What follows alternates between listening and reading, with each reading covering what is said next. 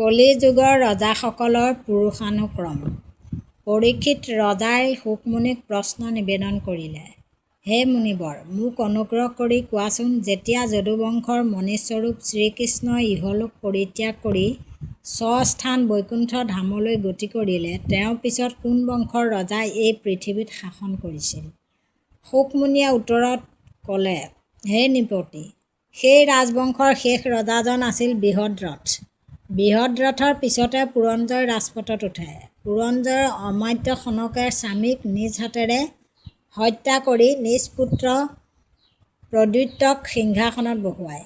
প্ৰদ্যুত্তৰ পুত্ৰ পালক, পালকৰ পুত্ৰ বিশ্বাসু, তেওঁৰ পুত্ৰ ৰাজক, ৰাজকৰ পুত্ৰ নন্দীবৰ্ধনকে ধৰি এই পঞ্চপুত্ৰক প্ৰদ্যুতনা বোলা হয়। তেওঁলোকে এই পৃথিৱীত মুঠতে 138 বছৰ ৰাজত্ব কৰে বা কৰিব।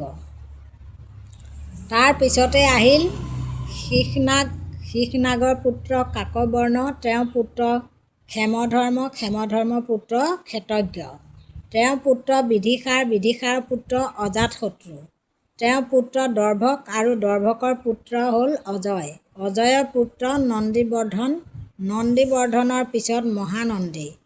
শিশনাগ বংশ নামে পৰিচিত উক্ত 10জন ৰজাই পৃথিৱীত তথা কলিযুগত মুঠ 360 বছৰ কাল ৰাজত্ব কৰিব। হে নৃপতি, মহানন্দৰ পৰাক্ৰমী পুত্ৰ শূদ্ৰ নাৰীৰ গৰ্ভজাত সন্তান নন্দ অতি শক্তিশালী ৰজাৰূপে পৰিগণিত হ'ব, কিন্তু তেওঁৱেই ক্ষত্ৰিয় বংশৰ ধ্বংস আনিব। তেতিয়াৰ পৰা পিছৰ ৰজাবিলাক প্ৰায়ে ক্ষুদ্ৰ বংশৰ হ'ব আৰু অধাৰ্মিক মতিসম্পন্ন হ'ব। অৱতাৰী পুৰুষ পৰশুৰামৰ দৰে অদ্বিতীয় বীৰ সেই মহাপদ্ম নন্দই এক ৰাজশক্তিৰ অধীনলৈ সমগ্ৰ পৃথিৱীকে আনিব আৰু তেওঁৰ আদেশ অমান্য কৰিবলৈ কোনোৱে সাহস নকৰিব। জ্যেষ্ঠ পুত্ৰ সমালয়কে ধৰি তেওঁ 8জন পুত্ৰ হ'ব আৰু তেওঁলোকে পৃথিৱীৰ শাসক হিচাপে 100 বছৰ ৰাজত্ব কৰিব। এনেদৰে এই বংশৰ ৰাজত্ব ইমানতে শেষ হ'ব। এই সময়তে চাণক্য নামৰ এজন পণ্ডিত আৱিৰ্ভাৱ হ'ব। তেওঁৰ চেষ্টাতে মহাপদ্ম আৰু তেওঁৰ পুত্ৰসকলৰ অৰ্থাৎ নন্দ বংশৰ ধ্বংস হ'ব আৰু তাৰ পিছতে মৌৰ্য বংশৰ ৰাজত্ব আৰম্ভ হ'ব। সেই পণ্ডিত ব্ৰাহ্মণে চন্দ্ৰগুপ্ত মৌৰ্যক প্ৰথম ৰজা হিচাপে সিংহাসনত বহুৱাব। চন্দ্ৰগুপ্তৰ বাৰিষাৰ আৰু অশোকবৰ্ধন নামৰ 2টি পুত্ৰ হ'ব। অশোকবৰ্ধনৰ পুত্ৰ সুযশা, সুযশাৰ পুত্ৰ সংগত, তেওঁৰ পুত্ৰ শালিন্দক, শালিন্দকৰ পুত্ৰ সৌমশৰ্মা, সৌমশৰ্মাৰ পুত্ৰ শতধৰা আৰু তেওঁৰ পুত্ৰ বৃহদ্ৰথ।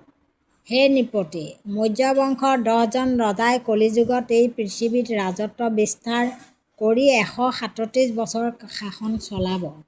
মৌৰ্য বংশৰ বৃহদ্ৰথক পুষ্যমিত্ৰই তেওঁৰ গোত্ৰজ নাম শুংগ ৰূপে পৰিচিত হ'ব আৰু নিজৰ শাসনৰ ধ্বংস নিজেই মাতি আনিব।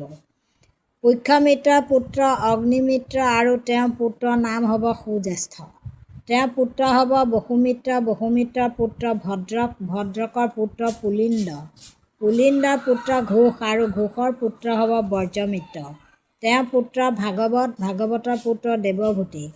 এই 10জন ৰজাই মুঠতে 100 বছৰতকৰিও বেছি দিন ৰাজত্ব কৰিব। হে পৃথিৱী পালক, উক্ত বংশৰ পিছতেই কাণ্ব বংশৰ ৰজাই দেশ শাসন কৰিব। দেৱভূতিৰ চতুৰ মন্ত্ৰী বাসুদেৱেই ৰজাক বধ কৰি তেওঁ নিজেই দেশ শাসন কৰিব। পুনৰ তেওঁৰ পুত্ৰ হ'ব ভূমিত্ৰ, ভূমিত্ৰৰ পুত্ৰ নাৰায়ণ আৰু নাৰায়ণৰ পুত্ৰৰ নাম হ'ব সুশৰ্মা।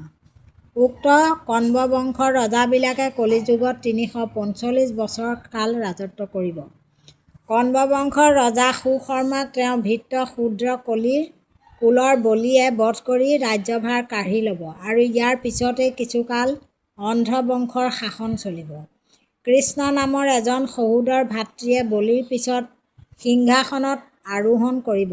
তেওঁৰ পুত্ৰৰ নাম শাতকৰ্ণ আৰু শাতকৰ্ণৰ পুত্ৰৰ নাম পুপমাস। তেওঁৰ পিছতে লম্বোদৰ, লম্বোদৰৰ পিছত চিবিলক, তেওঁৰ পিছত মেঘচাটী আৰু মেঘচাটীৰ পিছত তেওঁৰ পুত্ৰ হ'ব অটমান, অটমানৰ পিছত তেওঁৰ পুত্ৰ অনিষ্টকৰ্মা, তেওঁৰ পিছত হালিয়া, হালিয়াৰ পিছত তেওঁৰ পুত্ৰ তলক, তলকৰ পুত্ৰ পুৰীশ্বভীৰু, তেওঁৰ পুত্ৰ সুনন্দন ৰজা হ'ব। ইয়াৰ পিছত চকৰা আৰু তেওঁ 8জন পুত্ৰক ৰাহুচ নামেৰে জনা যাব। শেষৰজন ৰজা শিৱচতীয়ে তেওঁৰ শত্ৰুবিলাকক ধৰি শাস্তি প্ৰদান কৰিব। তেওঁৰ পুত্ৰৰ নাম গোমতী আৰু গোমতীৰ পুত্ৰ পুৰীমান। তেওঁৰ পিছত আহিব মেদশিৰা আৰু তেওঁৰ পিছত শিৱস্কন্ধ, শিৱস্কন্ধৰ পুত্ৰ হ'ব যজ্ঞশ্ৰী। তেওঁৰ পিছত বিজয়, চন্দ্ৰভিজ্ঞ আৰু লোমধি ক্ৰমে ৰজা হ'ব। এনেদৰে মুঠ 30জন ৰাজকোঁৱৰে সিংহাসন অধিকাৰ কৰি কলিযুগত 456 বছৰ ৰাজত্ব কৰিব। ইয়াৰ পিছত অভিৰবিলাকৰ 7জন কোঁৱৰ ৰাজপাটত উঠিব। তেওঁলোকৰ ৰাজধানীৰ নাম হ'ব অৱভূতি। 10জন গদভী আৰু 16জন কঙ্ক বংশৰ ৰজাই এজন এজন কৰি ৰাজপাটত উঠিব।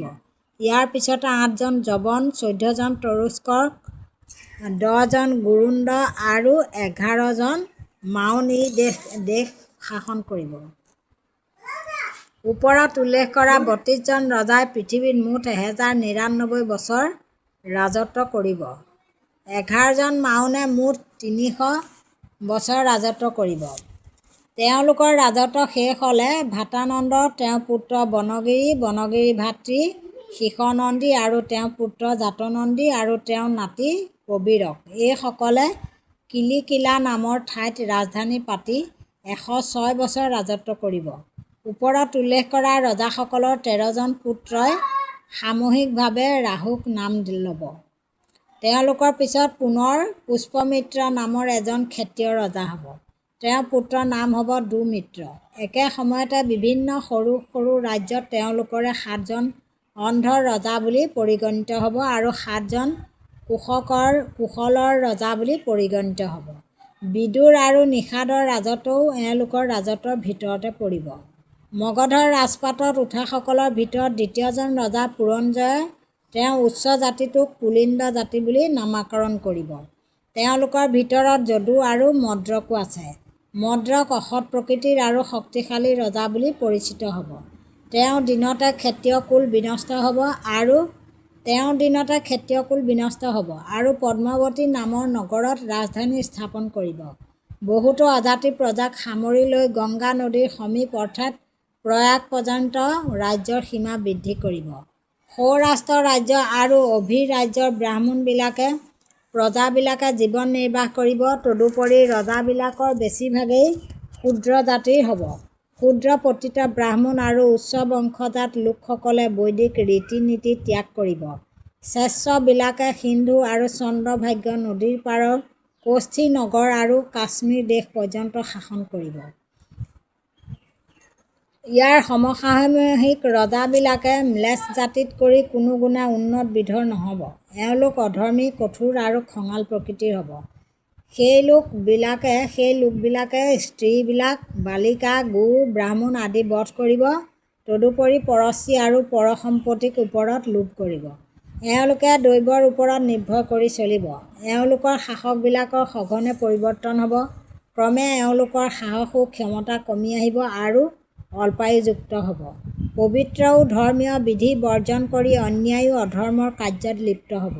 ৰজা আৰু তমোগুণীসকলে তদুপৰি ম্লেচ্ছবিলাকে ক্ষত্ৰিয়ৰ বেশভূষা ধাৰণ কৰি ৰাজ্যৰ প্ৰজাবিলাকৰ ৰক্ত শুহি শুহি খাব। ৰজাবিলাকৰ দৰে প্ৰজাবিলাকেও ৰজাৰ স্বভাৱ, নীতি, কথা বতৰা অনুকৰণ কৰিব। তেওঁলোকে এজনে আনজনৰ ওপৰত উৎপীড়ন চলাই নিজৰ ধ্বংস নিজেই মাতি আনিব।